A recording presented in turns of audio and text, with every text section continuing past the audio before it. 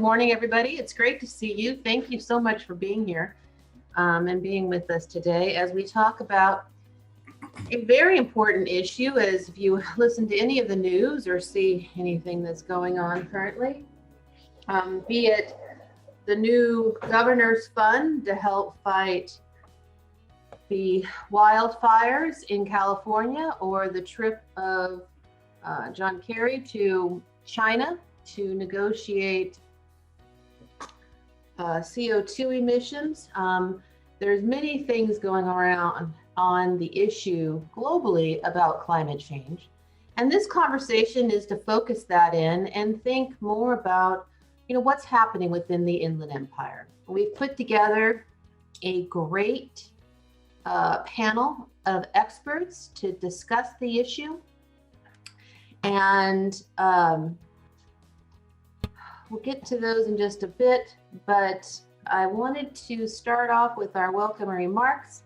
Again, good morning. I'm Kimberly Collins. I'm the Executive Director of the Leonard Transportation Center, and we are all really happy to have you here today to join in this conversation about the nexus between transportation and climate change, and the goals and the plans within the Inland Empire to deal with this.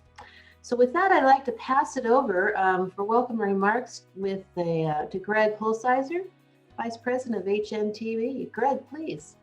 Thank you, Kimberly. Welcome, everyone. I'm super excited about today's topic. Of all the ones we've had so far, but this is probably the one I know least about. So I'm personally invested in learning a lot today. But I wanted to just, of course, thank you for attending on behalf of all of my colleagues at HNTV. And also just to thank everyone for participation. When I think about what we've accomplished in the last 3+ years and the body of knowledge that we've accumulated, it's just amazing.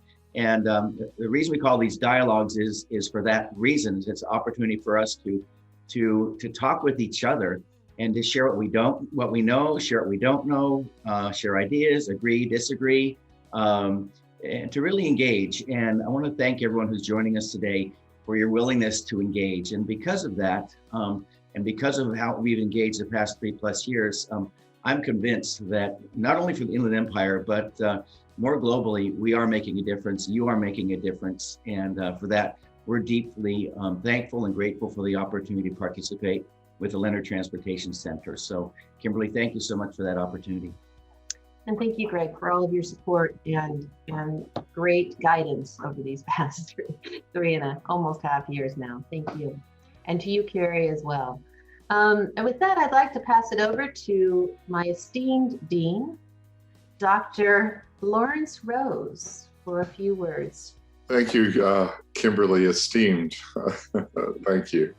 On behalf of Cal State University San Bernardino and the Jack H. Brown College of Business and Public Administration, I'm really pleased to welcome you all to the LTC's second dialogue series in this year's series.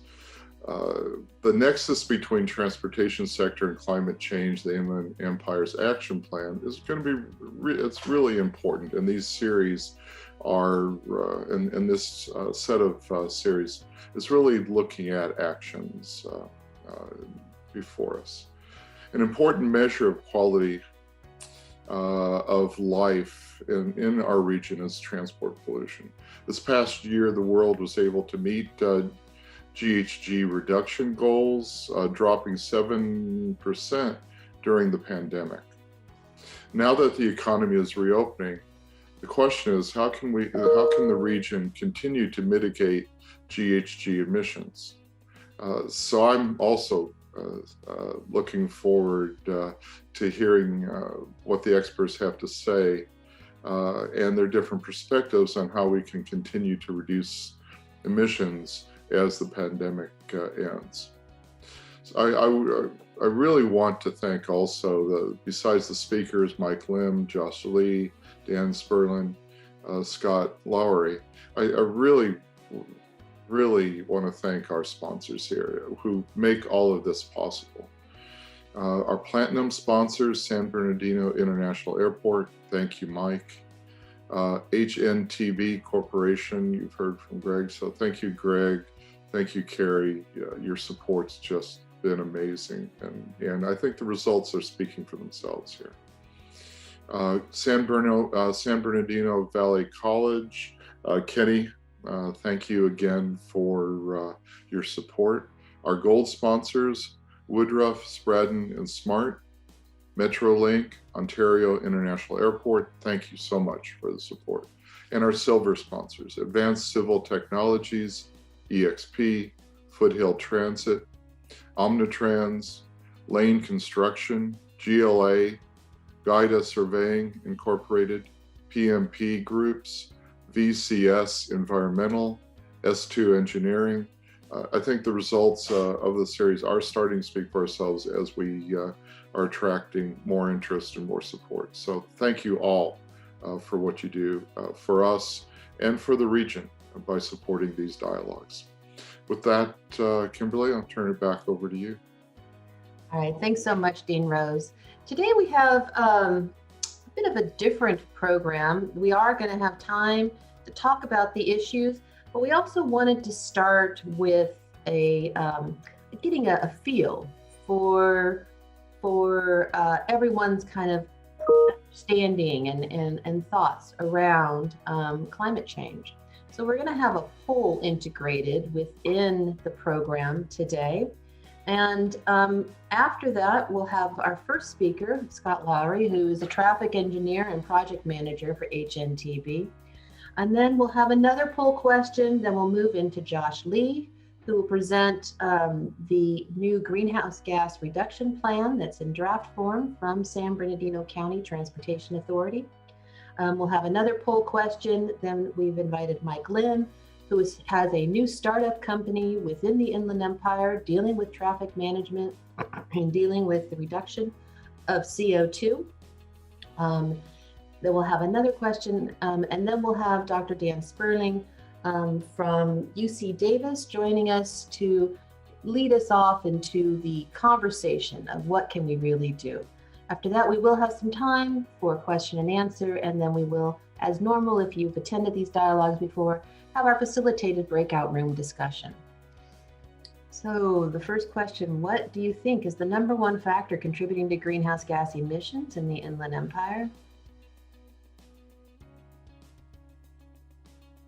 And yes, commercial transport. So commercial transport is one of the highest contributors of greenhouse gas emissions, and we'll hear that from our presenters as they move forward. But personal transport as well also has an impact. All right, well, let's go on to our next question. So who should lead the charge into decrease greenhouse gas emissions? Government, business, consumers, residents, all of the above? This was kind of in some ways, a softball question. None of this is really scientific or being used for any types of studies, but just to kind of get our conversation rolling. So Minnie said all of the above. Yes, it's all of us in it together, working with government, having business and consumers and residents engaged, thinking about, there's many ways, and we'll talk about this a bit, how we as individuals can really be part of the process itself. Though it seems so big, it seems like one of these things, like how could we ever make a difference? But there are actions that we think we can take. And also, again, thinking about that balance between government and business and the regulatory environment, and not over-regulating so that there still can be that growth and those ideas that need to come up from business, but making sure that government is there playing its role along with the business sector. Okay, from that, thank you. We're going to move on to our first presentation for this morning. Scott Lowry, who is the traffic engineer and project manager for HNTB. Well, thank you so much, Kimberly, and thanks everybody. So happy to be here this morning. As she said, my name is Scott Lowry from HNTB. I've been involved with projects around GHGs, calculating GHGs, and specifically about electric vehicle adoption. So I was going to give an overview of GHGs and how they relate to the transportation sector, and then run through a couple of project examples as well. So this will likely serve as a refresher to most of you, I'm sure, but global warming is the gradual increase of the temperature in the Earth's atmosphere. So these greenhouse gases essentially trap heat. You've heard of the greenhouse effect. So this sunlight, the relative shortwave energy from the sun passes through the atmosphere and it heats the Earth. And these longer wave infrared energy rays bounce off the Earth and go back up to the atmosphere. These greenhouse gases prevent that heat from escaping the atmosphere, thus warming the planet. So the main greenhouse gases are water vapor, carbon dioxide, methane, ozone, nitrous oxide, chlorofluorocarbons, hydrofluorocarbons, chlorofluorocarbons, sulfur hexafluoride. Some of these are naturally occurring, carbon dioxide, water vapor, methane. Others are synthetic. And not all of these compounds have the same effects. So there's the global warming potential of each of these is different, where CO2 is used as a baseline. Some of these are much more potent than CO2 and have much more harmful effects. So some of the HFCs, for example, are thousands of times more potent than CO2. And what has really caused this is this industrial revolution from the past few hundred years that has increased these concentrations in the atmosphere. It's this reliance on fossil fuels, essentially moving carbon from a solid storage state to a gaseous state. I'm sure most of you have seen this type of graph here. So this is illustrating the change in global surface temperature relative to a 1951, 1980 baseline. So it shows the anomalies in temperature through all these years. So 2020 tied 2016 with the warmest year on record. The 2020 average temperature was about 1.8 degrees Fahrenheit, or just above 1 degree centigrade, warmer than that baseline from 1951 to 1980. At this rate, currently increasing by about 0.2 of a degree centigrade per decade. And as I'm sure most of you know, many climate scientists have concluded that we must try to limit global warming to no more than 1.5 degrees Celsius by 2040 to avoid this future life where the world is marred by all the effects of climate change. So extreme droughts, wildfires, floods, tropical storms, other disasters. So this nexus with the transportation sector, this graph here shows how the transportation sector and the electric power sector, both the top two sectors in terms of GHG emissions in the country, how they've changed over time. And for the first time since 1978, the transportation emissions sector has surpassed the electricity emissions. This is due to the electricity sources being generated by cleaner renewable sources. And then also on the other end with transportation, Americans are driving 250 million cars, bigger trucks. The efficiencies of these internal combustion engine vehicles are not increasing as they should be. So again, this is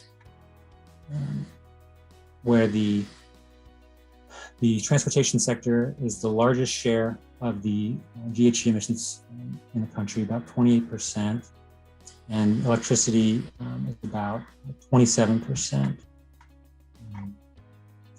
And as we'll touch on later, is the solution to this these transportation emissions is electric vehicles.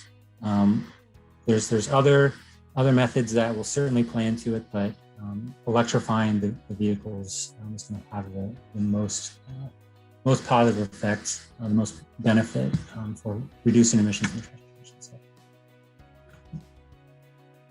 So of the transportation sector, of that 28%, this bar graph here breaks down each sector of transportation. So you can see here the light duty vehicles and the medium heavy duty vehicles make up over 80% of GHG emissions nationwide. As Kimberly said, in the Inland Empire, the medium and heavy duty trucks actually contribute more to emissions than light duty vehicles here. But what's nice about these is that these transportation sectors, the light duty vehicles and medium and heavy duty trucks, are most readily available to be electrified. So these, the Union of Concerned Scientists has been putting out these maps of the U.S. with these NERC subregions. So essentially, each region you see here is a different power integration grid that area draws power from. So, for instance, the CIMX, the California and Mexico subregion, what this graph is saying that, not graph, I'm sorry, the map is saying that in 2009, an electric vehicle charging off the grid, comparable internal combustion engine vehicle would have to get 78 miles per gallon to have about the same emissions from charging an electric vehicle. So essentially, when you're looking at this, the lighter blue is what you want to see. And the good news is that the grid is getting cleaner. So if I toggle through to 2016, you'll see California, for instance, has gone from 78 to 109 miles per gallon for an equivalent ICE vehicle. And then the latest year with data available for this is 2018, which shows it's increased as well, even more to 122. You can see most of the country has also increased significantly. So I think this is a nice hopeful graphic of just showing how the grid is getting cleaner and how those electric vehicles that are using the grid to charge will get cleaner over time. So when estimating GHG emissions, there's more sophisticated models you can get into.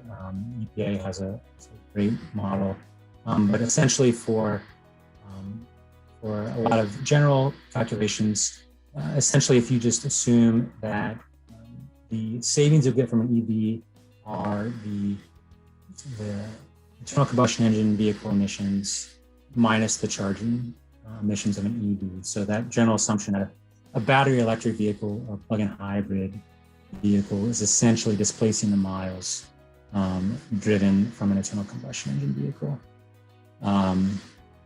And this can be refined based on information about the fleet mix, the average age of the fleet.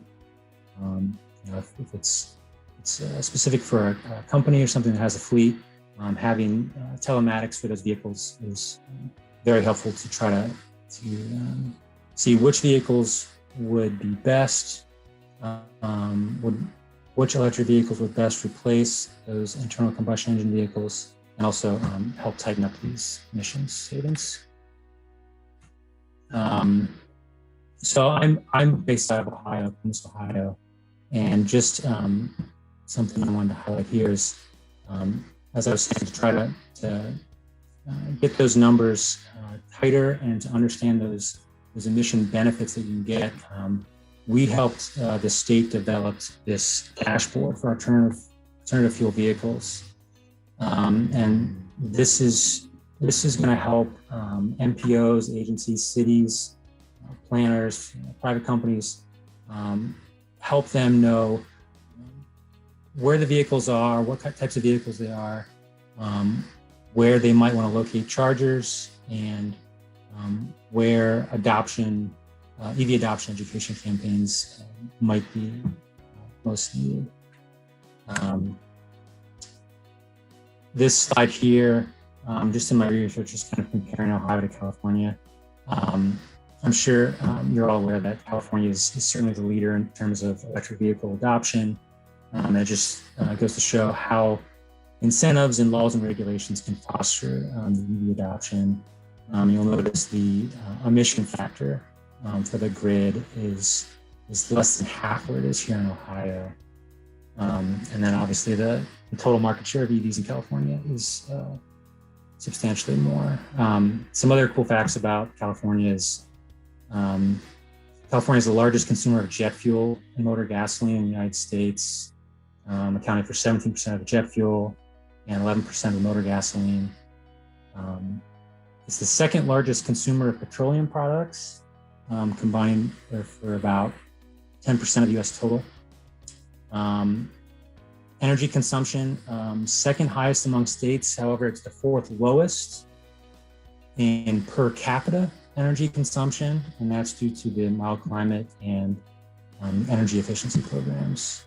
And in 2019, California was the nation's top producer of electricity from renewable sources like solar, geothermal, and biomass. Another project, just to highlight real quick, that we have on near you is San Francisco Airport's ZEV readiness plan. So this image just shows generally the locations, the parking facilities where we recommended locating level 2 charging. We also did a study for the ground support equipment on the air side to locate electric ground support equipment. And the goal of this is to reduce scope 3 emissions. So a quick refresher, scope 1 emissions are emissions directly owned or controlled by the agency. Scope 2 are indirect emissions from sources that are owned by or controlled by the agency. And scope 3 are emissions from sources not owned, directly controlled, but related to the activities. So that would include employee and commuter and travelers that work here. This last project is this Smart Columbus program that just concluded last fall. This was a $10 million grant from the Paul G. Allen Family Foundation through decarbonization efforts and electrification efforts. And you'll see most of the emission savings were from these efficiency programs and decarbonization efforts. But there are some savings as well from adoption of EVs. And this last figure here shows specifically the impact from EV adoption on greenhouse gas reductions and how it has changed the trajectory of the region in terms of EV adoption and those emission savings. Columbus is now leads the state in EV adoption, and we like to liken this to why you should start contributing to your 401k, early rather than closer to your retirement, because of this compounding effect and how these benefits start early and how it changes the trajectory. So with that, happy to answer questions later, or please reach out to me if you'd like to discuss more. Thank you, Scott. That was great, and I really appreciated and liked looking at sort of that work that the private sector is doing, and really giving that information that's needed, particularly by governments, to make better decisions. And that partnership there is really great to see. With that, we have our next question.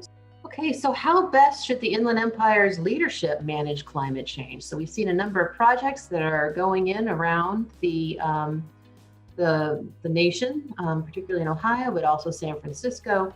So really thinking about, again, what can we do? Because all of these actions are very local and they have of course, a global impact.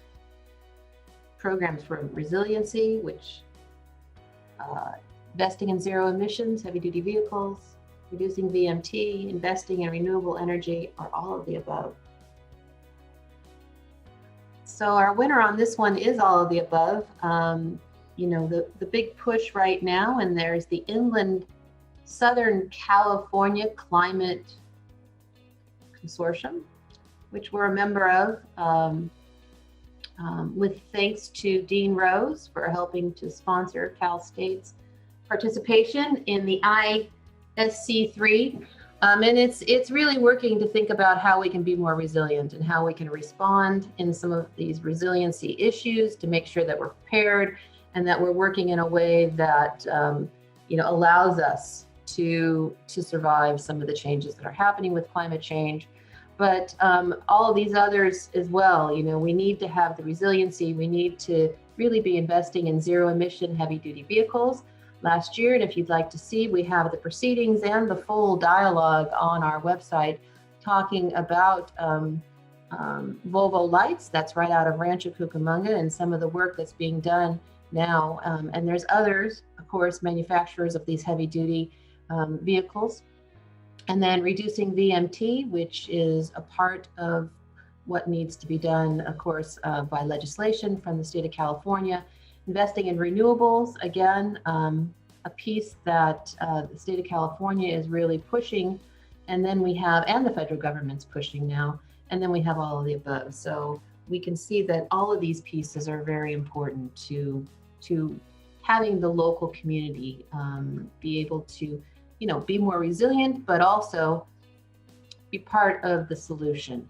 With that, we'll move on to our second speaker, Josh Lee, who is Chief of Planning at the San Bernardino County Transportation Authority. Josh? Thank you so much for the invitation today on a very important topic.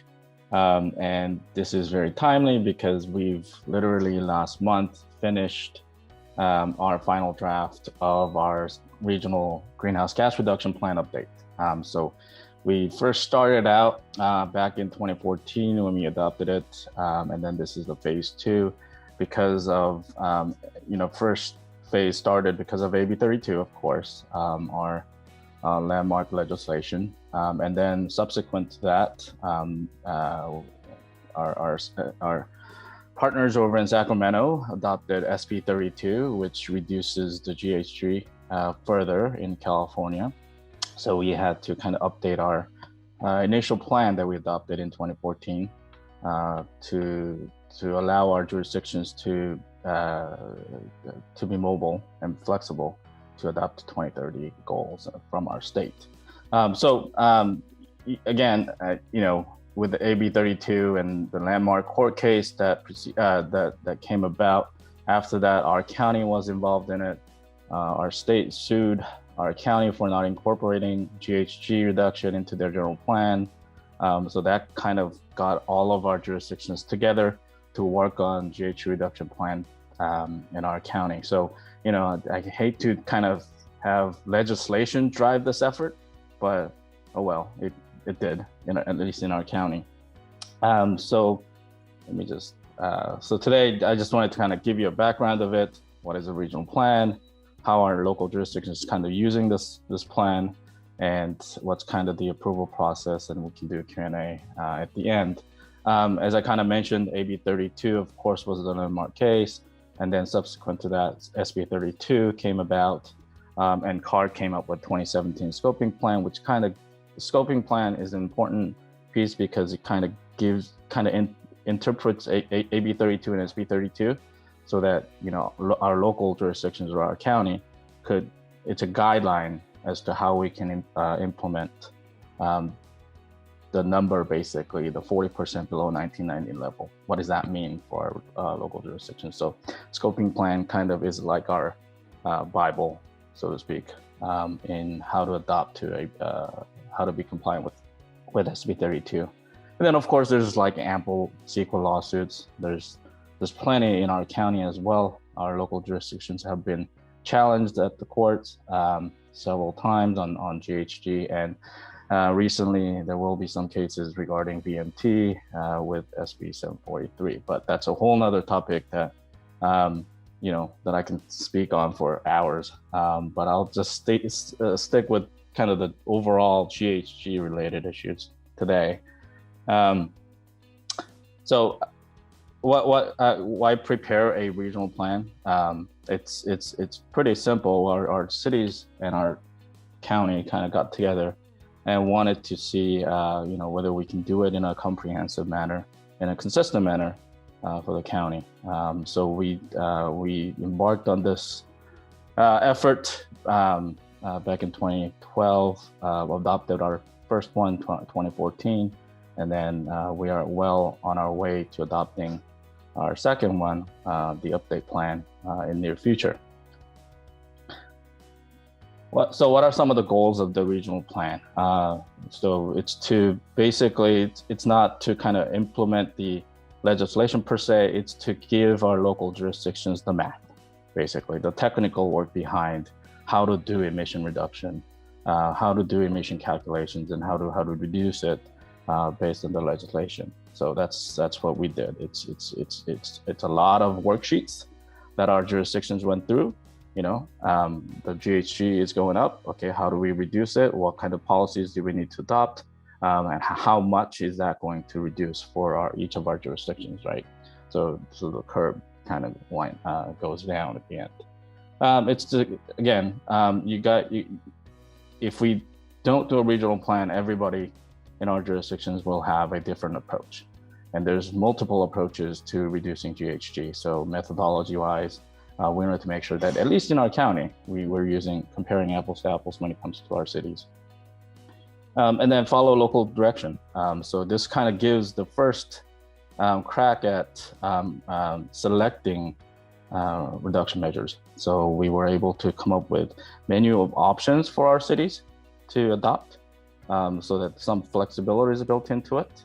And when they choose it, we kind of calculated and documented how much reduction those choices brought them.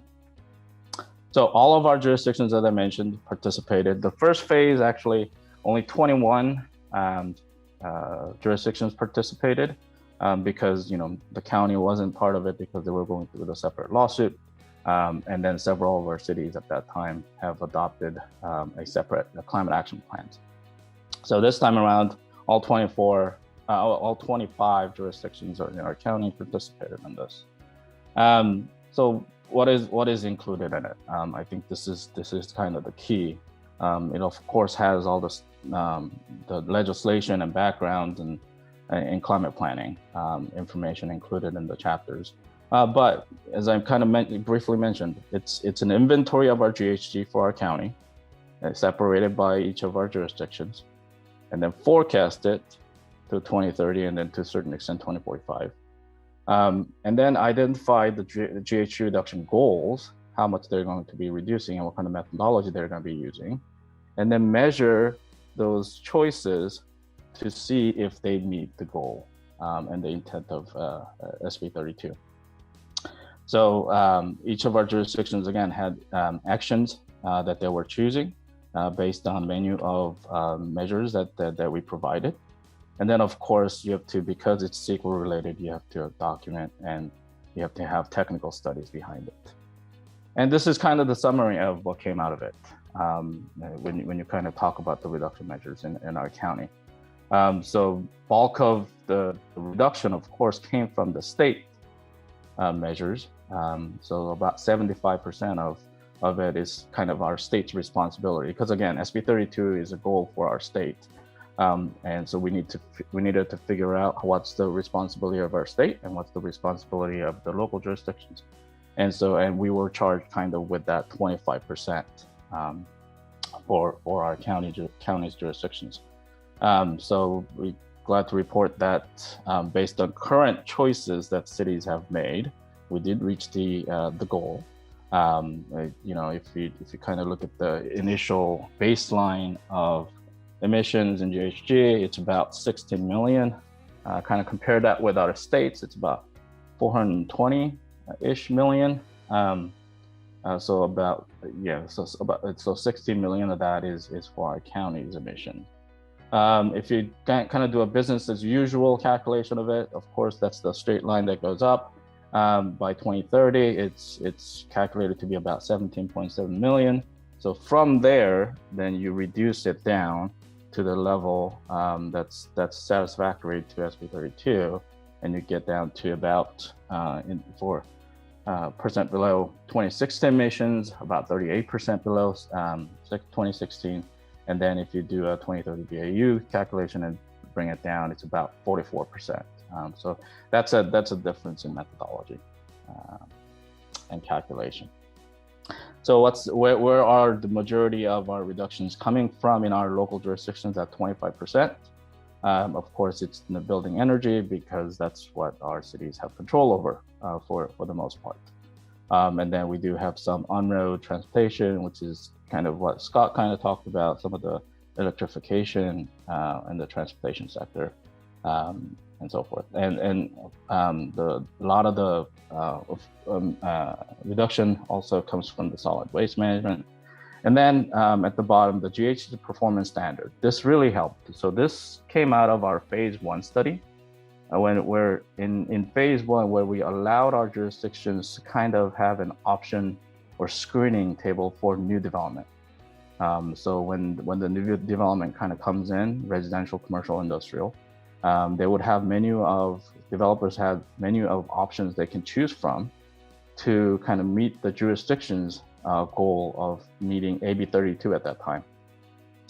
And so because of that, many of our jurisdictions kind of adopted it informally and formally, this GHG performance standard. So we were able to capture some of the credits out of the new development, and that accounted for about 12%. As I mentioned, how are our jurisdictions using it? This plan kind of does the math for them and all the worksheets that go along with it. But the actual adoption has to occur at the jurisdiction level.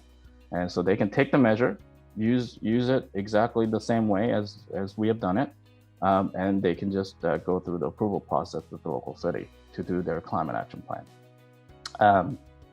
We've actually done in phase 1, this is the only regional plan in our state that also has a programmatic EIR attached to it.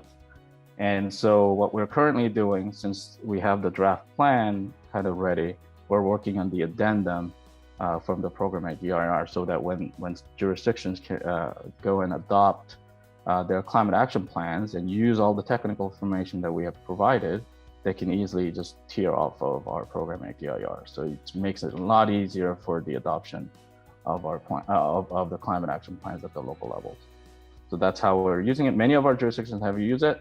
Some of our jurisdictions have used it in a different way. They've kind of adopted it in an informal way. So they've kind of taken all the measures and the policies, sample policies that were included in the plan, and kind of used it for on their development review process. So it's, everybody is different. Again, climate action plan at the local jurisdiction level is not a mandate. So they don't have to do a climate action plan. But many of our jurisdictions are choosing to kind of use that climate action planning tool for that purpose. So that kind of concludes my presentation. During Q&A, happy to discuss VMT separately. VMT was part of the calculation and the reduction measure, but that's a whole nother topic that we can discuss. So I'll just end it there. All right, thank you, Josh. Right on time, perfect. So thank you for that. And I have lots of questions to kind of delve into that. And I think what I really appreciated, just if I can make one comment, is really seeing what is under the purview of government and what they can do.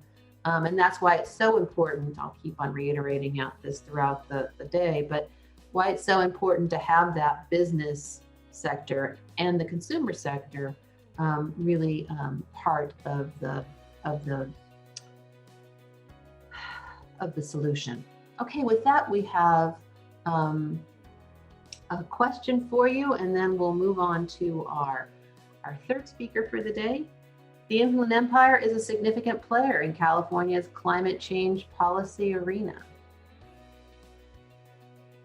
Yeah, so it came out to be true. Most people think that we are a player. It's an interesting concept, thinking about our region and how much, compared to some of the large cities, what our contributions can be. In some ways, I think, and I see just it's a bit more challenging at times for us here in the Inland Empire to manage all of these issues because of the diversity across our geography and how large we are and how many different pieces and sectors there are working on this.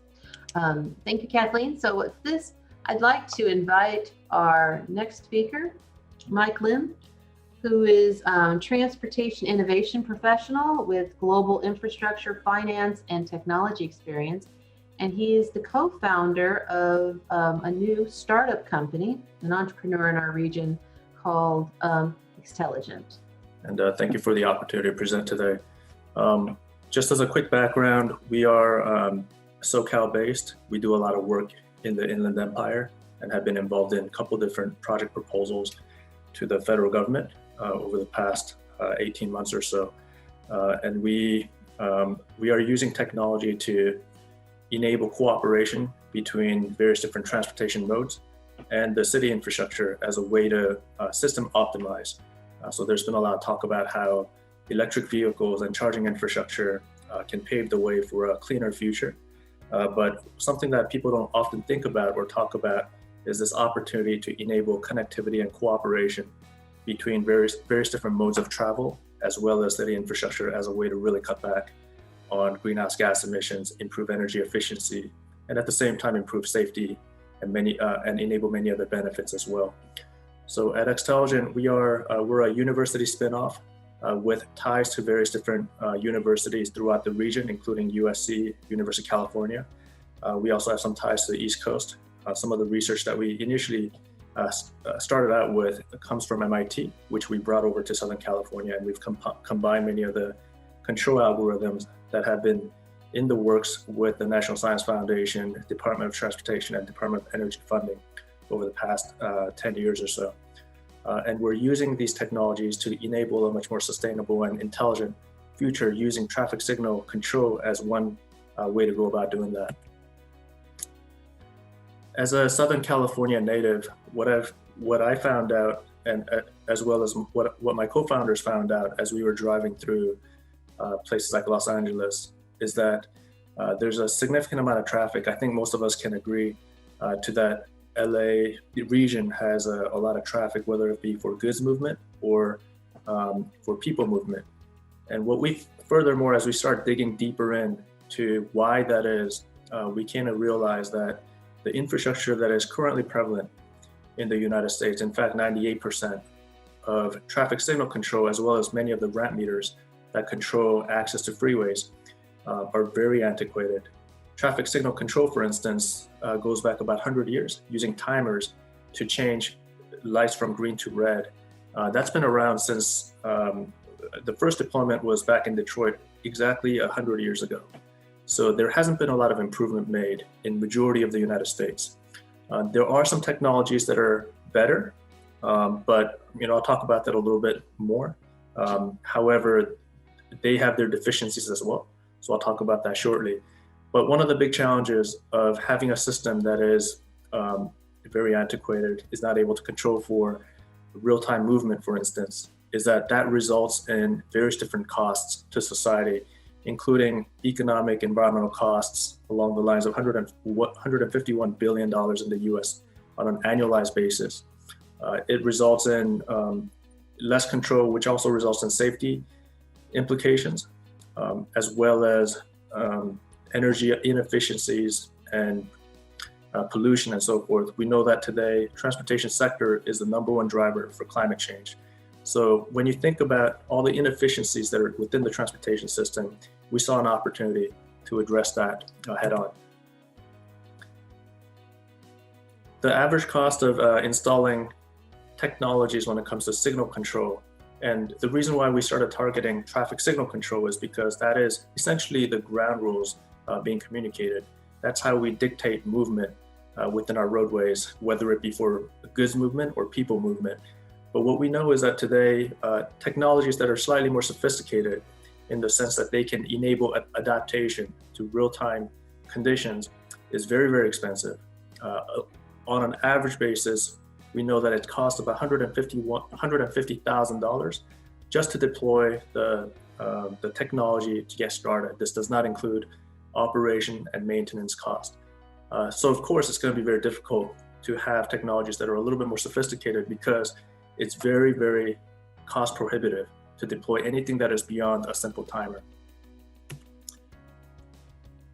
So what we're doing is we are taking some of the research that we conducted at the various different universities with US federal government funding to deploy software focused connectivity optimization technologies.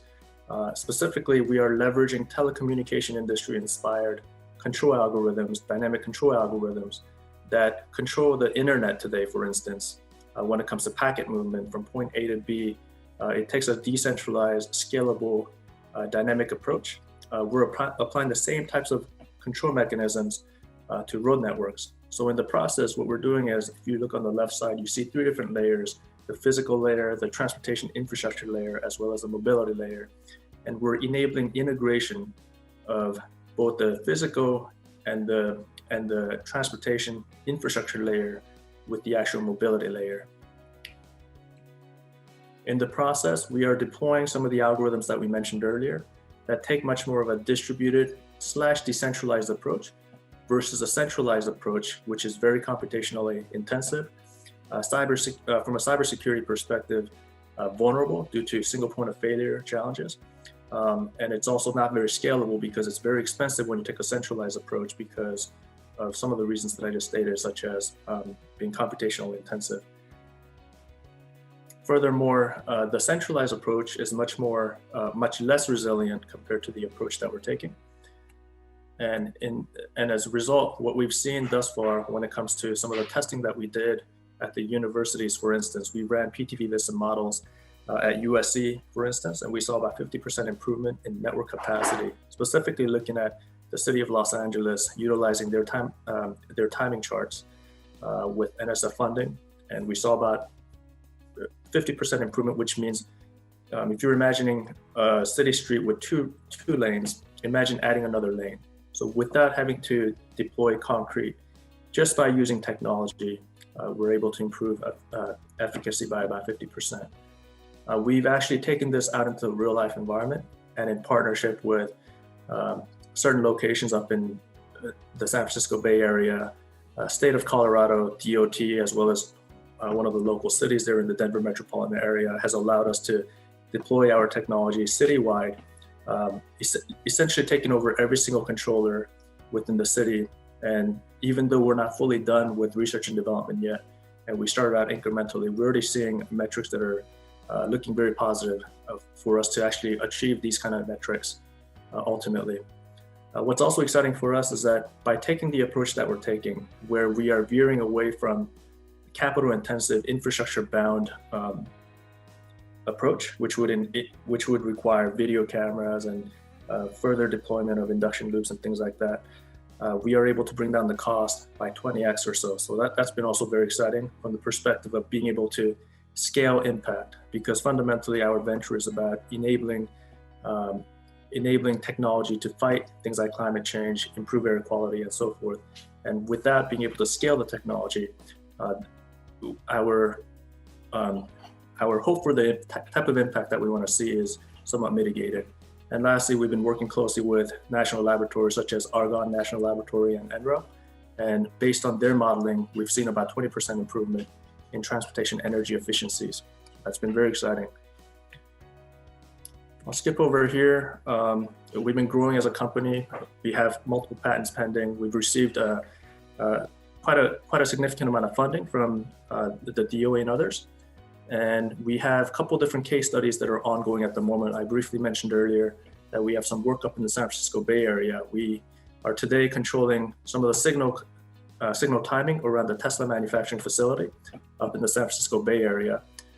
In Denver metropolitan area, in partnership with Colorado DOT and some of the local jurisdictions there, we've been deploying and enabling better traffic management in an area that has been significantly impacted by the economic growth in that area due to technology industry growing in the Denver metropolitan area. And thirdly, we've been working with folks down here in the Los Angeles area as well. So for instance, City of Long Beach has been a partner to us, and we are helping them to deploy cooperative ITS as a way to help prepare them for the Olympics that are coming up in 2028, which is really exciting. And as part of that, and as an expansion of that project, we recently partnered with City of Riverside, Ontario, RCTC actually, and SBCTA were some of the partners in this regional effort to try to deploy more innovative technologies that are coming out of the labs and secure DOT funding to enable better freight movement, knowing that 40% of inbound freight into the United States comes through LA Long Beach Port, and a lot of that travels through the Inland Empire. And we also know that because of that, the air quality in the region is the worst in the country. So to be able to deploy innovative technologies to better the environment, help improve the outcomes, public health outcomes when it comes to asthma, lung cancer, and so forth, for many of the especially disadvantaged communities has been a really exciting project for us to work on. We've been trusted by many different partners throughout, whether it be through support letters, commitment letters, actual deployments, and so forth. We believe that we're tackling a huge market. We also see a lot of opportunities in the secondary market. We've been partnered with various different automotives to deploy urban mobility solutions. We're working on urban mobility solutions, automated vehicle scaling, because vehicle to infrastructure communication is critical when it comes to ensuring the safety of the navigation of the automated vehicles. As we've seen recently, there's been a number of different crashes when it comes to automated vehicle deployments. And without vehicle to infrastructure communication, that it's going to be very hard to contain some of those safety situations that we've seen over the past couple of years. When it comes to public transit, enabling priority schemes as a way to improve the service level is another thing that we are very interested in and have been working on as well. This is the project that I mentioned earlier, which spans 3 different regions, and it involved, as I briefly mentioned, various different partners. And this is a quick glimpse into the UI UX that we've been developing as a way to enable greater accountability for the traffic engineers that are utilizing technologies like this. Because one of the key feedback that we received from folks is that the system that they see today is not very accountable. It does not actually measure performance improvements compared to the status quo. So we've been utilizing the various different control algorithms and the measurement capabilities that we use for the internet, and are applying it into city environments and state environments, where we are measuring or enabling the measurement of things like capacity gains, energy savings, greenhouse gas mitigations on a real-time basis. So that's been really exciting for us to look at. In terms of our team here, we come from various different backgrounds. Fundamentally, all of us are public servants, in the sense that I served in the public sector for a number of years. I started my career as an urban planner, strongly believe in the power of government, hence went into technology sector, because I believe that, where I came to recognize when I was within the government sector, that there are things that the technology sector can do to really enhance the capability of the government sector, but it can only be done uniquely within the technology sector because of the various different capabilities that it has. So have been working with my partner Andrew and Caden. Caden's a professor at USC, and Andrew is an automotive OEM expert. And we're supported by a number of different people with a team with backgrounds from research sector, private sector, including automotive, aerospace and defense, and a number of others, as well as the design sector. We are constantly looking for partners to work on R&D deployment, commercialization, and generally folks that we can partner with to enable greater impact. Hence, we're very excited to present to you guys today, because we view the public sector, nonprofit sector, and other private sector entities as critical in terms of having meaningful impact, because climate change, fighting air quality situation down here in Southern California, especially in the Inland Empire, it's going to require a whole team rather than individual companies or entities fighting it. So thank you for the opportunity to present today. Thank you so much, Mike. It was a very nice sort of transition, and thinking about, again, all of these different pieces that would go into making a difference within the region. With that, we have one additional question for you. All right, do you feel you have a personal responsibility to reduce the impacts of climate change? All right, yes.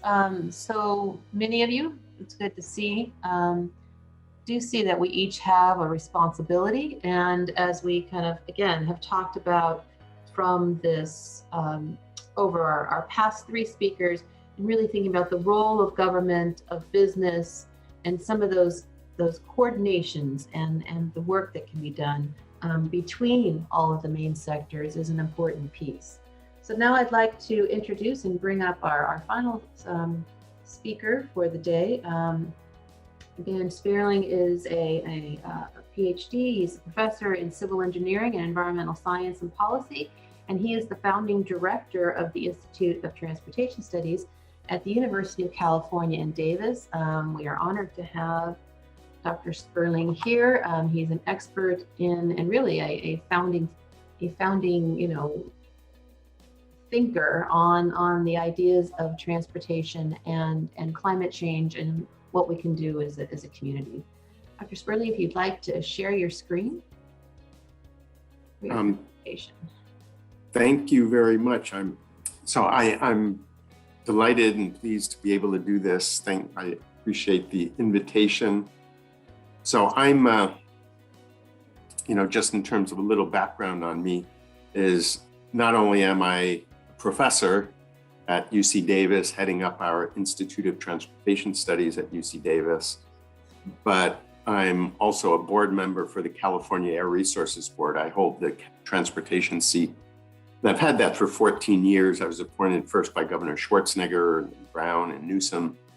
And so I'm one of those academics that actually crosses over both from the research side to the policy side.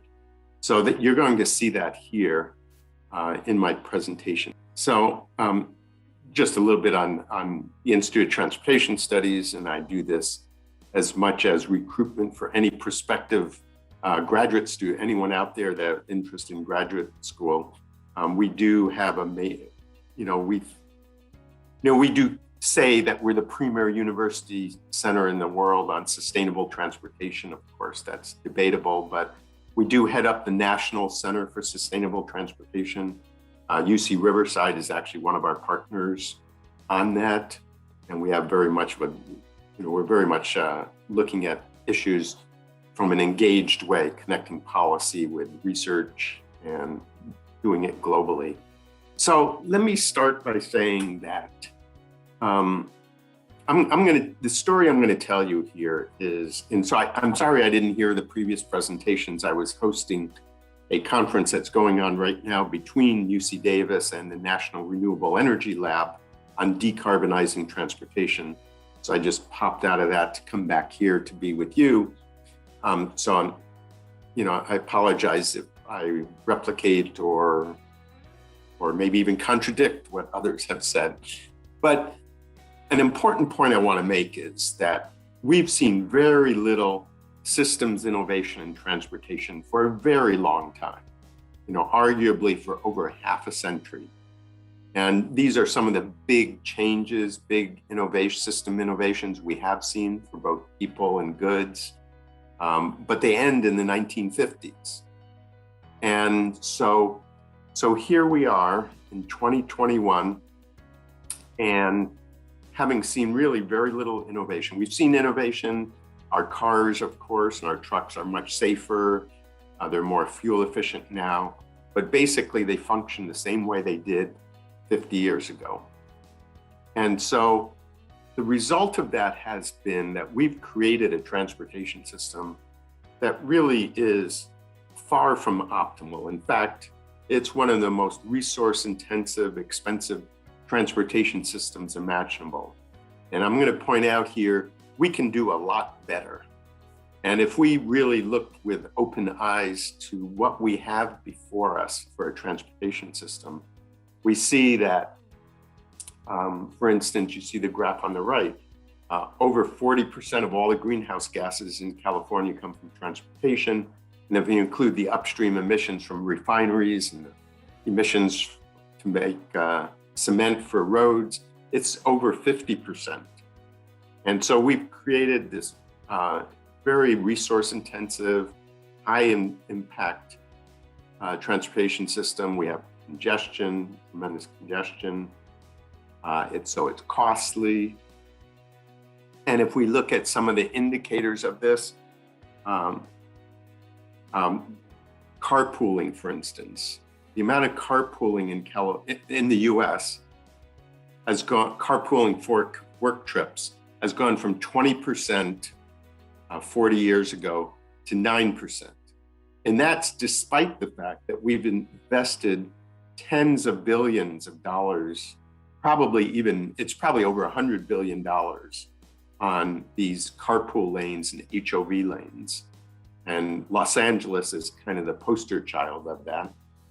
And if we look at transit, ridership has been, if you look at it in trips per person, it's been going down since World War II.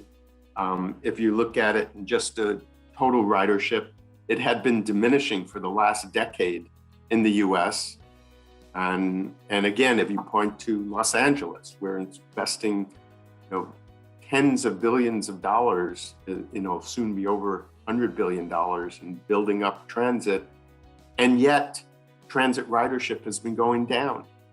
And LA is not an anomaly. It's almost every metropolitan area in the country had been seeing decreased ridership through the last decade.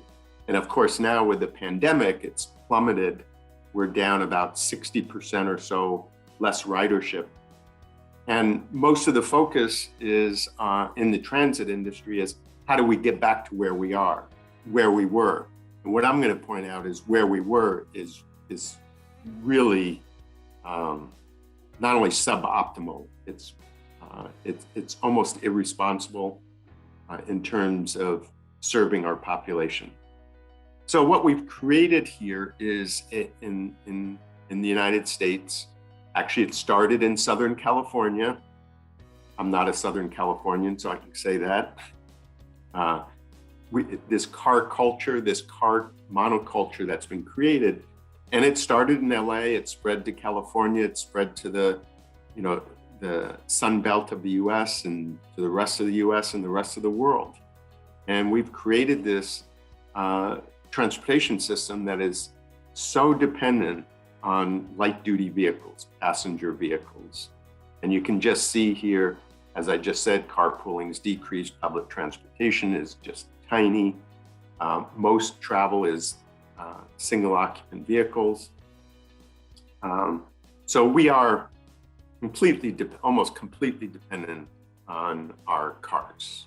As I said in my opening, we've created this transportation system that's extraordinarily expensive, extraordinarily resource intensive, however you look at it, in terms of how much money we spend on road infrastructure, how much we spend on owning and operating a vehicle as individuals.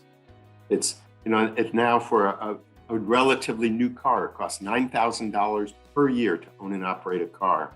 Even a used car can be around $5,000 or $6,000 if, and this is assuming operating it for 12 to 15,000 miles a year. The amount of oil and the amount of greenhouse gases all connected with it is just extraordinary. It's not only expensive, resource intensive, but it does a very poor job of serving many segments of our population. We've created this car-based monoculture that if you're physically not able to drive, if you don't have enough money, then you're really marginalized. And the idea of not having enough money, we now see that more and more people with very little money are buying cars, but these cars are unreliable and they're being shared by multiple people. And so we've created this transportation, and then you see the statistic on transit. So mass transit serves less than 2% of passenger miles. It's tiny. So of course it plays a very important role in some downtown cities, but overall it does not do a good job. And the last item here in red, I think highlights it, that if we look at taxis are the most expensive mode of personal travel, and yet almost half of the taxi trips are by low-income people.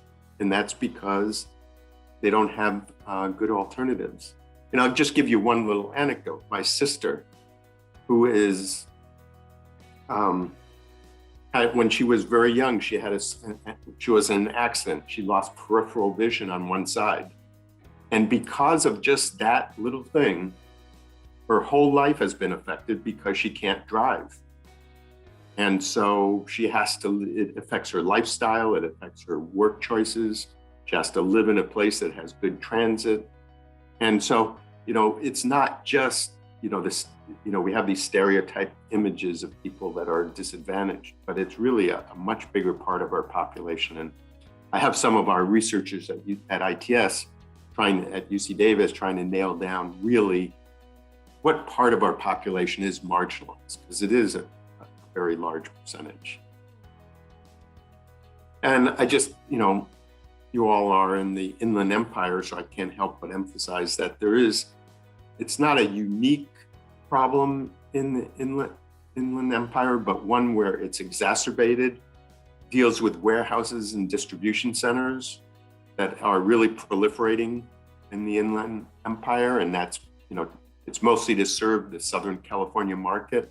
But these vast, sprawling centers are located in disadvantaged communities, environmental justice communities, or next to them, most of them. And the result of that is more pollution, more noise, more disruption for these communities. And that, again, is based upon this car and truck-based transportation system we've created. And I can't help but say the real cause of this is us as individuals. We want our deliveries in today, if not in 2 hours. And that's why these big distribution centers are being located closer and closer to urban areas. So just to summarize, so I know I've been, maybe this sounds like a downer. I've been telling about all the problems, but I am going to get to the solutions in a moment. But just to summarize, transportation is the principal contributor to climate change. Our transportation system does marginalize many travelers. We have this public transportation system that's really doing a very poor job of serving our transportation needs, and it's in big trouble. And perhaps, the most disconcerting about all of this is that while we have all these good ideas, new technologies, new business models, some of them already here, some of them on the cusp of being here, the problem is that our cities and our local governments are not well prepared. We've starved our cities and local governments for so long. They've lost a lot of their capacity. And so they have limited resources to really deal with, to manage, to get ahead of all of these innovations that are coming. Because of course, there weren't any innovations for 50 years. So it was okay just to kind of atrophy and try to keep the trains running on time, or the buses running on time, is kind of an expression we use. But that's unacceptable now. And so here we are in this new era. So now I'm going to start, this is the uplifting part of my presentation here, in that there is all these innovations starting to happen. And of course, from an environmental perspective, we have electrification, we have battery electric vehicles, fuel cell, hydrogen, we have the pooling and sharing, we have micro-mobility, we have the what we call the TNCs, the Lyft and Uber, and Via. We have what we call micro-mobility, that's the shared bikes and shared scooters. We have these robots. You see a little robot there that actually are already delivering food and other things in some urban areas. And we have automated, actually in Arizona, there is a commercial automated service for people that Waymo, the Google company, is running. And we're just on the cusp of having automation be spreading to our transportation system. We have automated and electric planes starting to fly, as we see here. I've characterized this in terms as the three revolutions, and electrification, automation, and sharing. And I did a book on that. If anyone's interested, going through all of these options and all of these new innovations. So the point is that we in the transportation community, we are on the cusp of major changes. If you just think about it, all these things I talked about, electric vehicles, Lyft and Uber, shared bikes, shared scooters, all of that came into existence the last 10 years. 2010, none of that existed. 2021, it's all here. And as I said, automation just on the brink of happening. So now we have this car monoculture, but now we've got all these other technologies and business models and options. So one of the most important things we can do, we in the transportation community and in the political setting, is to be increasing and supporting more choice. I mean, after all, what's more American than that? And so, we have all of these services and technologies I was just talking about. And I have to say, there's lots of controversy. Cities get upset about shared scooters cluttering the sidewalks, and they worry about Uber and Lyft. I look at it very differently. I look at it, those are some of the small current challenges. But what we're talking about is transforming transportation. And so if there's a prejudice or a bias at all, it should be for more choice. So we should do everything we can to encourage scooters, shared scooters and shared bikes and these pooling services. And we need to use policy to push them in the direction that's in the public interest. But change is slow and hard. And so what we should be doing is encouraging the change towards this public interest. So anyway, so we get all the choice, electrification, that's happening. I'll talk a little bit more about that. Mobility justice, that's the idea. We have all these marginalized populations and people. Let's do everything we can to increase accessibility and mobility for those populations. Let's do this in a way that is less cost for roads, for parking, for vehicles, for us as individuals, for us as an economy, and create healthier communities. We can do all of this, and we are on the trajectory to do this, but we do need to make sure we do this right. So one big theme here is talking about decarbonization and climate change. And, we hear lots of talk out of Washington, both Democrats and Republicans, about all these trillions of dollars we have to spend to decarbonize transportation. Well, to decarbonize our economy. Well, for transportation, it's just not true. And so this is a graph. It's from a study that's going to be released tomorrow. So I can't give the source here because the governor hasn't approved it. But this is a study that's been conducted by us at UC Davis, together with the Institutes of Transportation Studies at UCLA, UC Berkeley, and UC Irvine. So this study it's probably going to be released tomorrow. It might be Thursday at the latest. And so this is kind of the, in a sense, the bottom line. The whole study is how do we decarbonize transportation? How do we get to net zero emissions by 2045, which is what the governor's executive order called for last year. And so what you see here is we analyzed all the costs for vehicles and the fuels and the infrastructure. How do we how much would it cost to decarbonize? And this is a fast trajectory. This is looking at, introducing electric and fuel cell vehicles at an accelerated rate. And so the question is, how much would it cost? And so you see, you start at 2020, that the cost to the economy will be, several billion dollars per year up till 2030. But then around 2030, we start to see that we save money. And this is the consumer saves money as owners of these electric vehicles, and the economy saves money. So this is a case where the economy benefits. It's not a cost. And it doesn't have to be a cost to taxpayers, I would note also. So there will be an extra cost and there will be incentives. So this assumes, or this shows just total cost, but we know that we as individuals and fleet owners, they don't buy a new truck or we don't buy a new car based upon the total cost of ownership.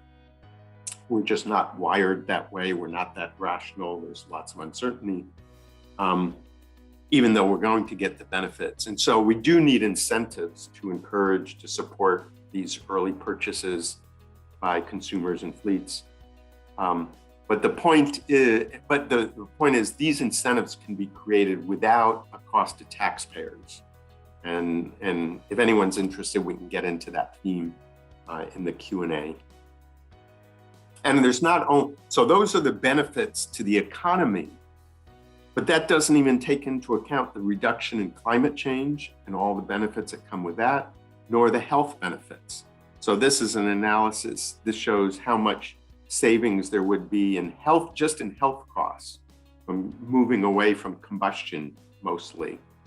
And you can see, in the South Coast, that's where most of the benefit is, but in the San Joaquin Valley and the Inland Empire, the costs, the health benefits are really massive. So thinking just a little bit more strategically, as I said, the problem, one of the big topics here is what do we do about public transportation?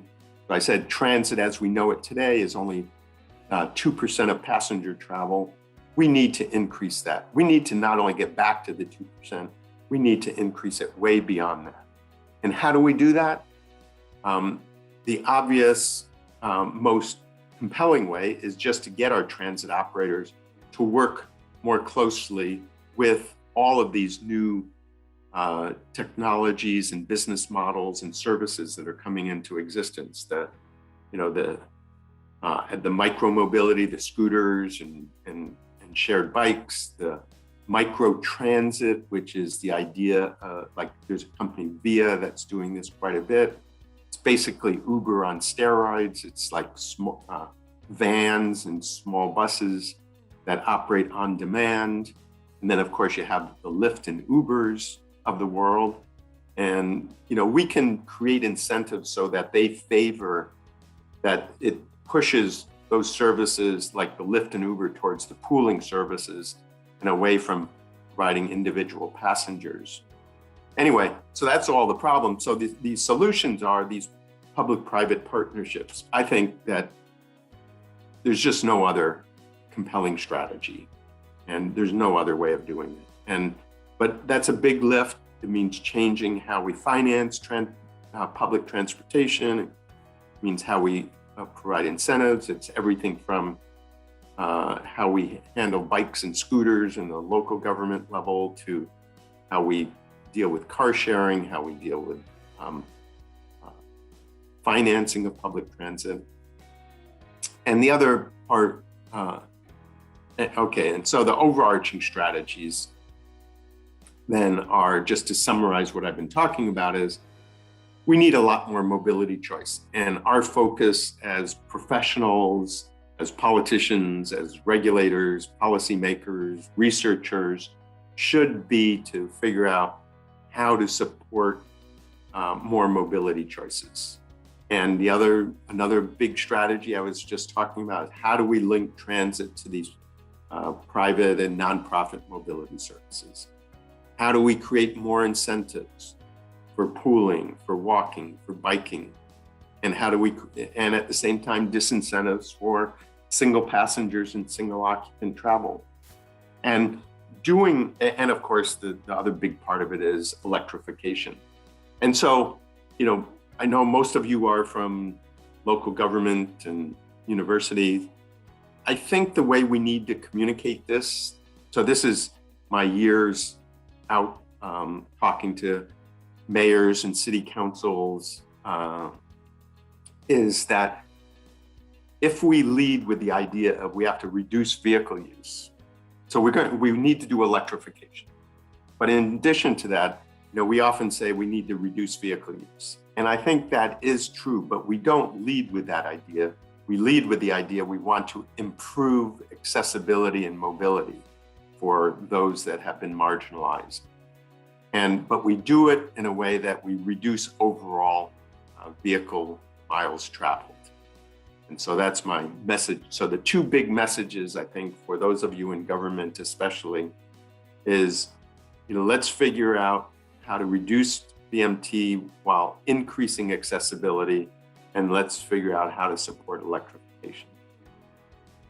And so, my final thoughts here are, just translating some of those bigger ideas just one level down is,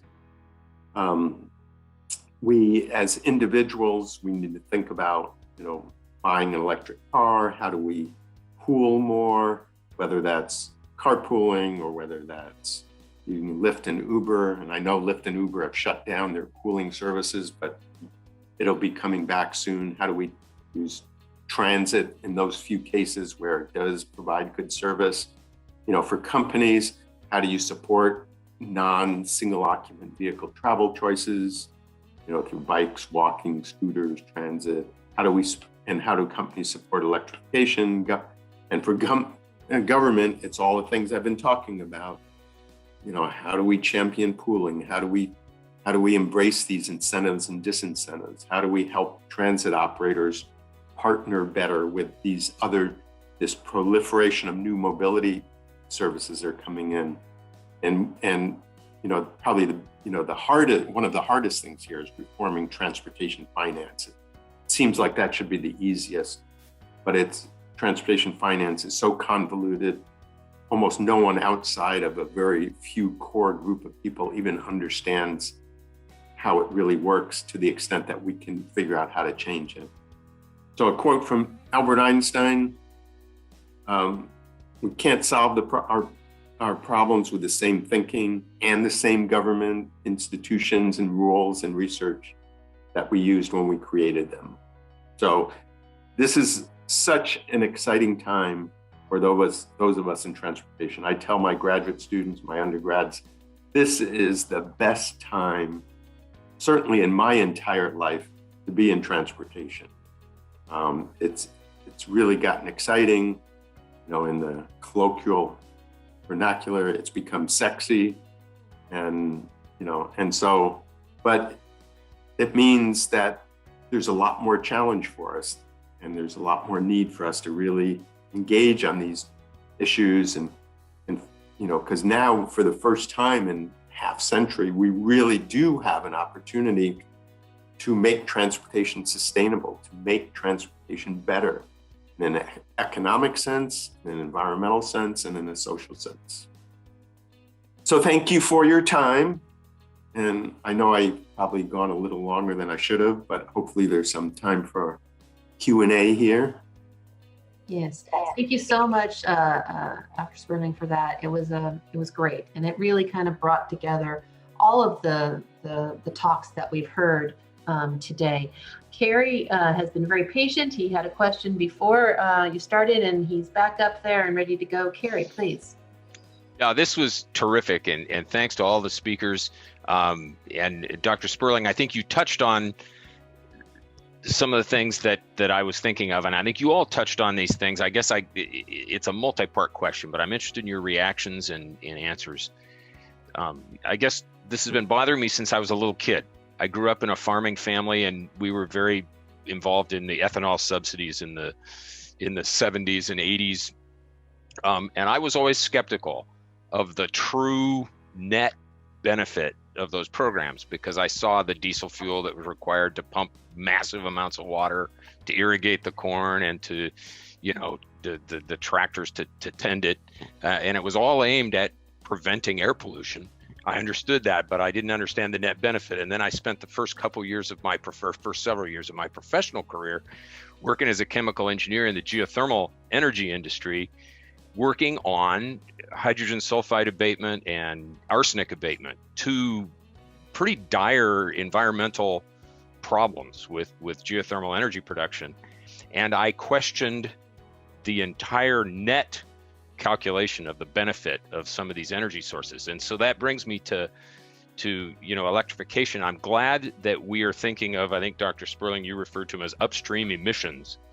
I think we have to look at the net environmental benefit of a lot of these things, and so I'm interested in your thoughts on that. The other is specifically with regard to electrification.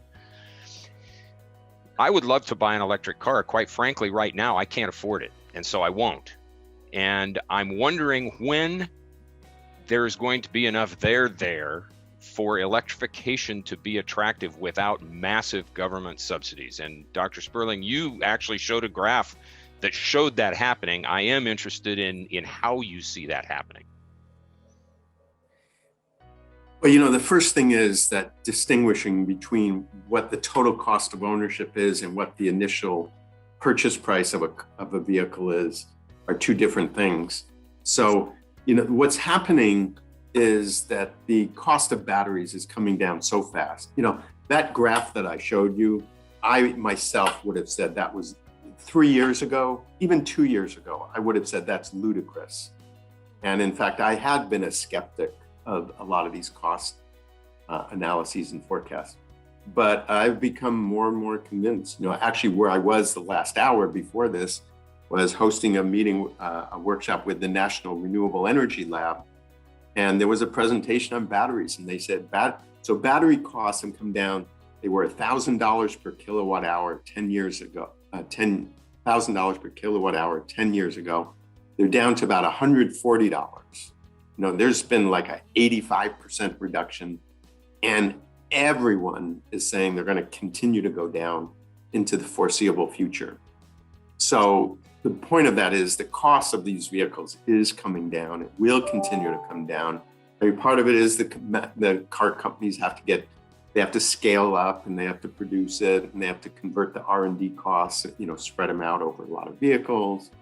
But as a consumer, if you just think, okay, I know I'm going on here, I'm sorry, but this is an important point.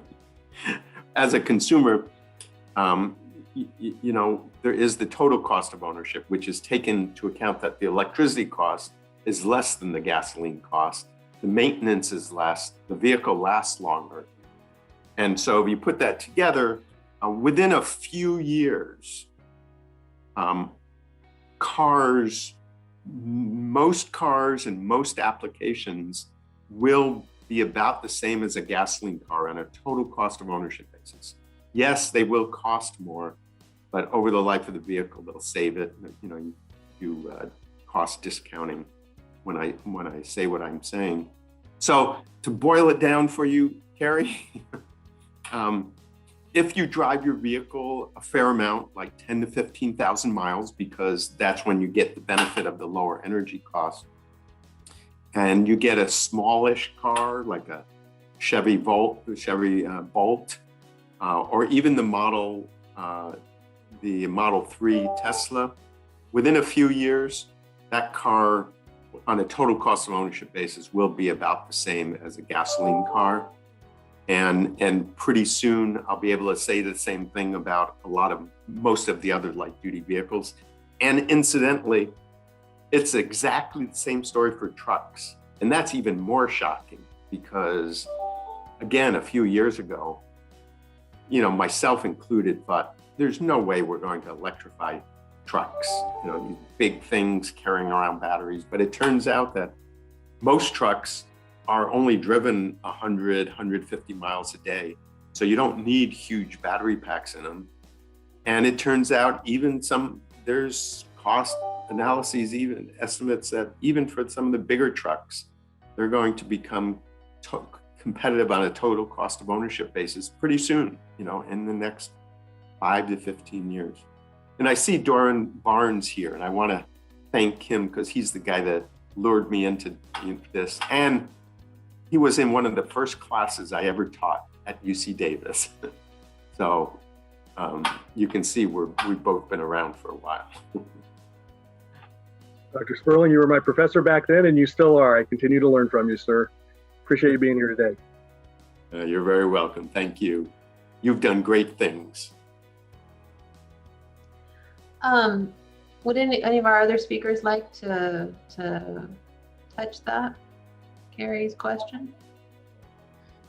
We have another hand up. Yunfei? Oh? Yes, well, hello there. Well, I would just want to echo Professor Sperling's point on the transportation sector will be the next revolution in terms of technology. We've seen this in the year 2000, the internet was changing the world. And in the last 10 years, it was the mobile network or the smartphones.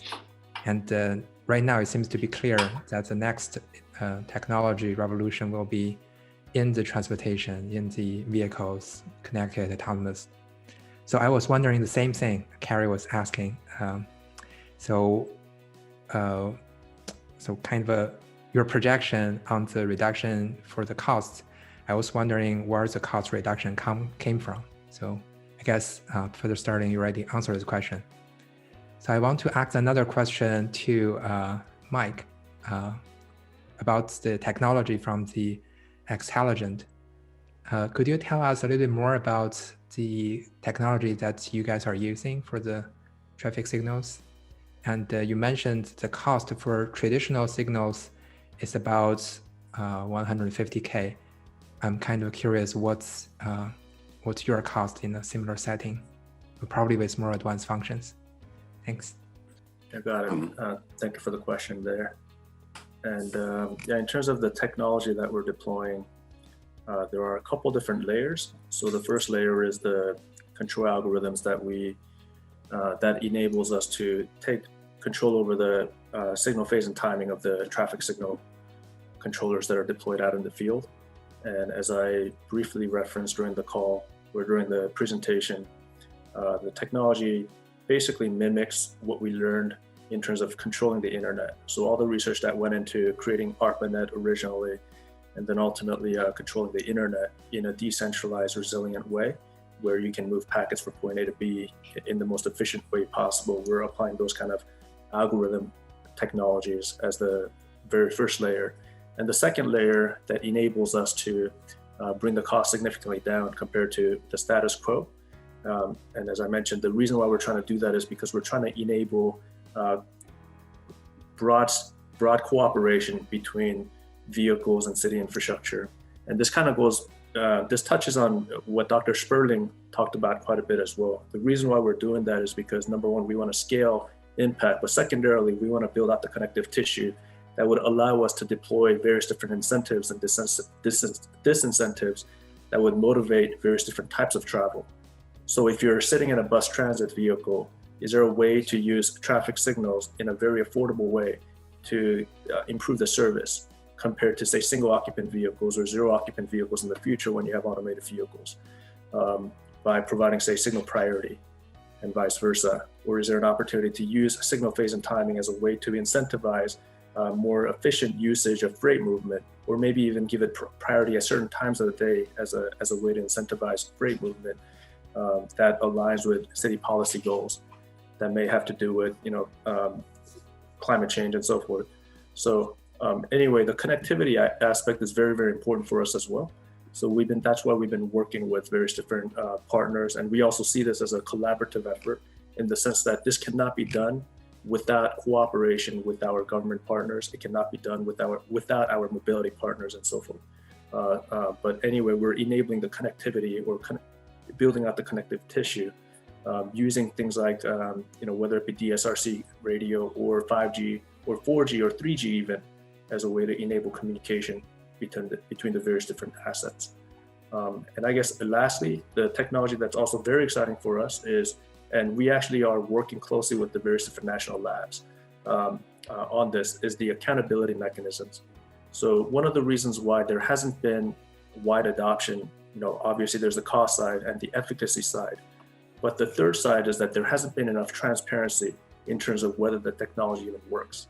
So many of the folks that we engaged with in the past or over the past couple of years, when it comes to people that are managing our roadway infrastructure, what they've told us is that they've heard a lot of great things from whether it be universities or companies, but when they actually deploy the technology, there isn't a good sense for them to understand whether there's actual benefit. They can't measure it, there's no transparency. So by applying the same concepts, and NREL actually does a lot of interesting work, Argonne does a lot of interesting work as well. For instance, NREL has a open source code called FASTN, which enables us to utilize connected vehicle data as a way to measure real-time improvement when it comes to energy efficiencies and greenhouse gas emissions. We are actually integrating those kind of technologies into our platform as a way to not only enable better control and enable connective tissue that would enable incentives and disincentives, but actually also measure and bring transparency to the fore so that people can actually understand and evaluate the impact of these kind of technologies rather than just blindly following what the marketing material says. So, and going back to your second question, in terms of cost, we believe that at steady state, we can bring down the cost by 20x, which basically means if you're, say it's a $150,000 project just to get started, we can probably bring that down to less than $5,000 per intersection on an annualized basis. And just want to qualify that by saying there's still work to be done, and the technology needs to be scaled out further so that we can benefit from economies of scale. But that's where we see ourselves going. All right. Thank you very much for that. We have other questions coming up. So we have Victoria Seitz. Victoria? Good morning. All were really very exciting presentations. One of the things is, the focus is all on transportation, but part of this, just an observation, is we need to bring in urban planning big time here, because the focus on transportation is great, but if people, cities are spread out, yes, the population's growing.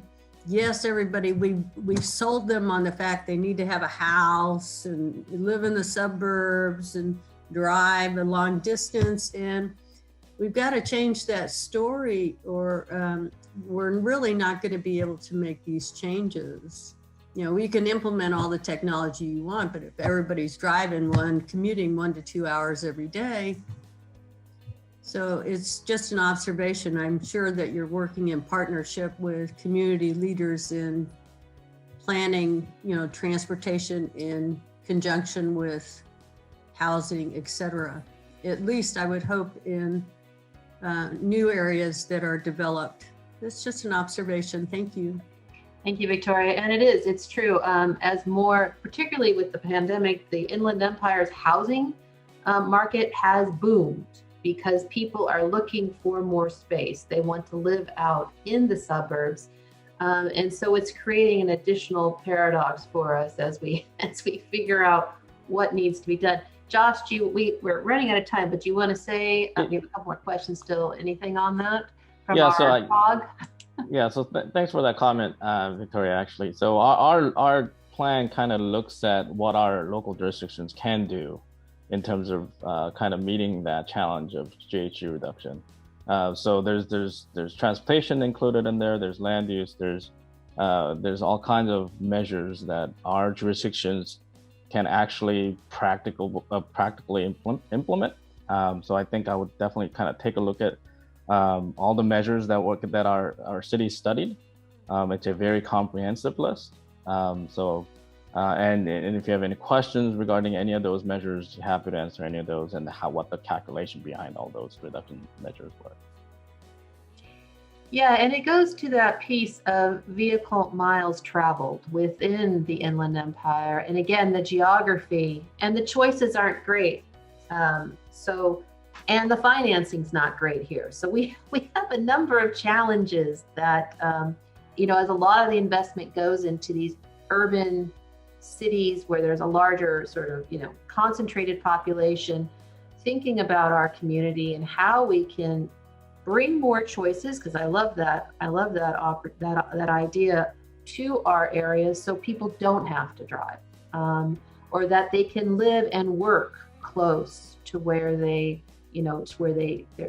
residing. Their life can be that live workspace. So there's many pieces I think we need to bring forward, and I know SPCTA and others are working on this with the WRCOG as well, but maybe a little bit more push on that. We have another question here. Kimberly, this is Greg Holsizer. I have a question. Hi, for Josh. Josh, you kind of tickled us a little bit on it, on VMT and SB 743 here in California, relation of that to greenhouse gas emissions. Since we have a couple minutes, would you mind kind of giving us your perspective on that? So again, just like AB 32 and SB 32, we've been kind of dealing with it as to what is it, what's the requirement under SB 743. So it's a transition in terms of looking at CEQA impacts from a congestion perspective to VMT perspective, right? So congestion is no longer a CEQA impact. So therefore, how do our cities kind of look into and address VMT impacts? And so we've kind of developed, just like the GHG portion of it, we've kind of helped our jurisdictions to come up with thresholds for their cities on the VMT side, and kind of gave them some mitigations that can be feasible at this point. There's no, I'm just gonna flat out say it. There's no feasible mitigation at this point to reduce the impact on VMT that's less than significant under CEQA on some of our development projects. So what is something that we can do from our city's perspective when they're kind of reviewing their development projects. So we've came up with some of the flexible ways to kind of look at that. It's a lot harder than the GHG portion, as I kind of mentioned, but at least some of the math is there. We've used modeling, of course, to do that. So there's some slight light at the end of the tunnel for our jurisdictions. I'll just put it that way. Thank you. So my question, or I guess, is around, we've had congestion pricing here in Southern California for 5 some odd years now.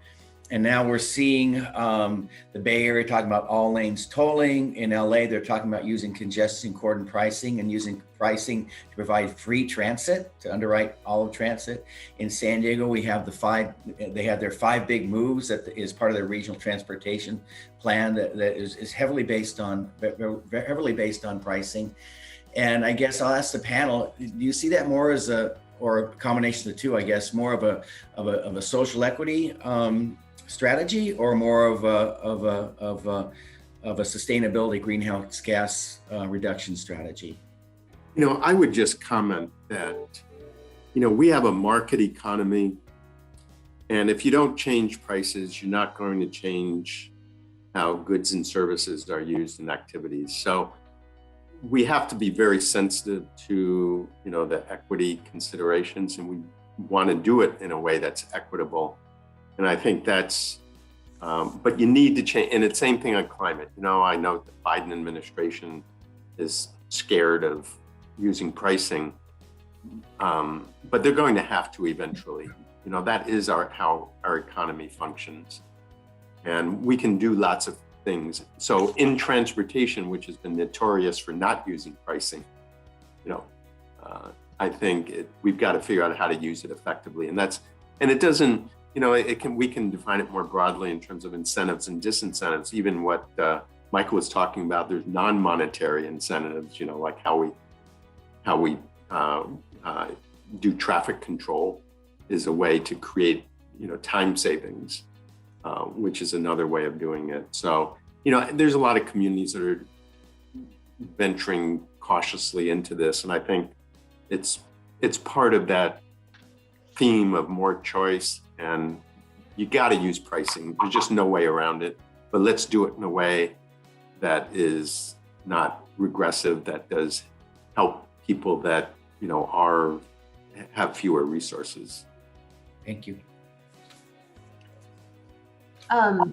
Really quick, just to get back to Amy's question. So, in piggybacking off what Victoria said, Amy lives in the high desert, and there isn't a lot of infrastructure or transportation issues being addressed in the high desert. So the Victorville, Apple Valley area, the only employment up there is low-skilled work that you really can't make a living wage doing.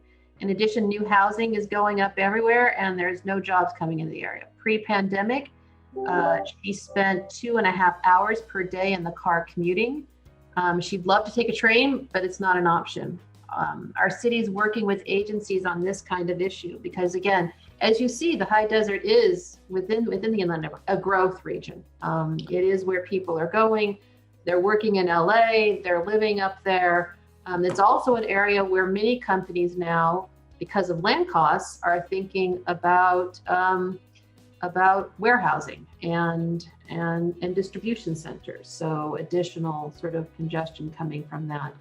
Any thoughts, Josh? Or yeah, so there's a lot going on. I didn't delve into a lot of the project-specific elements of SBCTA, but we have the tunnel to Ontario Airport from our Metrolink station in Rancho Cucamonga, and that Rancho Cucamonga station is also a station that will house the Brightline project, our high-speed rail to Vegas. So that line actually comes down from Apple Valley. And so that's a commuter rail, that will be coming down from our high desert community down to our valley. And Rancho Cucamonga has been kind of the kind of area where we're trying to kind of develop as a transit-oriented development. So you'll have the land uses that will support the transit.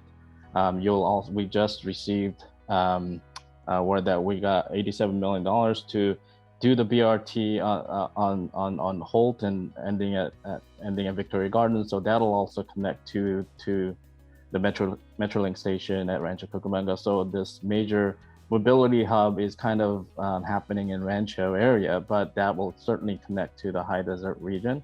There's a lot going on there. We also have the zero emission fuel cell aero service in San Bernardino, the Redlands passenger rail service that will be starting very soon. So there's a lot of exciting transportation projects going on in our county. And we talk about technology. Those are some of the very technologically driven projects. I can't name all of them, but please check all of them out when you have a chance. Or send me an email. I'm happy to get you all the information you need on all those projects. There's a lot going on. All right, Josh, thanks so much for that. Unfortunately, we're out of time. I think we need a whole nother hour to really delve into all of these issues. I think we've just kind of touched the surface on many of them. I want to thank all of our speakers again for being here and sharing your expertise and your knowledge. It was great. I've taken many notes. I have many ideas on moving us forward and for future dialogues. Just to let you know, it was touched on here, but our next dialogue will be looking at congestion pricing. And specifically, I think we'll focus on this piece, Dr. Sterling, on how to use it more effectively so that it is really efficient, it's affordable for all, it's equitable, and it really helps meet some of the needs within this community as another option and a choice for us. So that dialogue will be happening it's in June. So we hope you'll join us there. I would like to thank the staff of the LTC, particularly Kathleen and Danny for all your great work and for really helping to bring us together. And I would also like to invite you, please answer our survey so that we can make these things better. I hope you kind of enjoyed the poll. It's a little something new, maybe good, maybe not so working. And I would like to finally say thank you and have a wonderful day. It was great seeing you all this morning. Take care. Bye. Thank you.